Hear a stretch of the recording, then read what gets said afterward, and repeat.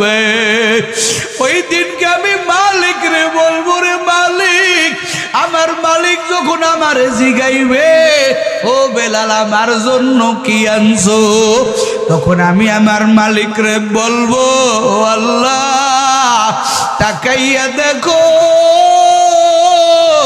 তোমার নাম ডাকার কারণে রে আল্লাহ, তোমাকে আহাদ বলার কারণে আমার জিহ্বাটা ক্ষত হয়ে গেছে, জিহ্বাটা ছিদ্র হয়ে গেছে।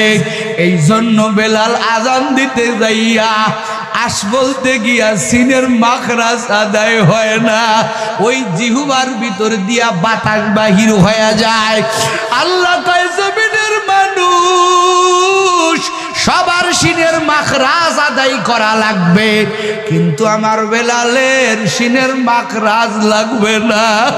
বেলাল যেমনে আজান দেয়